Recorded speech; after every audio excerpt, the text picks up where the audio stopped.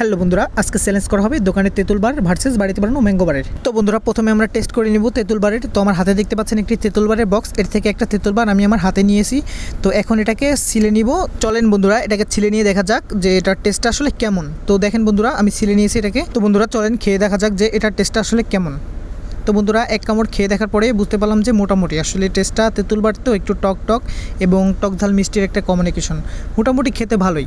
তো এখন আমরা টেস্ট করব যে বাড়িতে বানানো যে ম্যাঙ্গো বারটা আমরা বানিয়ে রেখেছি। চলেন গাইস, আমি বাড়ি যাবো এখন ওইটাকে টেস্ট করার জন্য। তো বন্ধুরা, অবশেষে চলে আসলাম বাড়িতে। তো বাড়িতে এসে দেখলাম প্লেট পুরাই ফাঁকা। আসলে এই ছোট্ট প্লেটটা এক্সট্রা বানানো ছিল, এখান থেকে আমার বোন হয়তো এখান থেকে খেয়ে নিয়েছে খানিকটা, আসলে আমার খাওয়া হয়নি। তো আজকে আপনাদের সাথে খেয়ে এক্সপিরিয়েন্স শেয়ার করব এবং তেঁতুল বারের সাথে একটা কম্পেয়ার করব যে কোনটা আসলে খেতে ভালো, দোকানের তেঁতুল বার নাকি বাড়িতে বানানো ম্যাঙ্গো বার। চলেন গাইস, খেয়ে দেখা যাক। তো বন্ধুরা, বাড়িতে বানানো ম্যাঙ্গো বারের টেস্টটা ছিল খুবই অসাধারণ। আসলে দেখতে পাচ্ছেন এখানে মরিচও দেখা যাচ্ছে এবং বিট লবণ ছিল, টক ঝাল মিষ্টির একটা কমিউনিকেশন। আসলে বাড়িতে বানানো এই ম্যাঙ্গো বারটাই ছিল খেতে বেস্ট।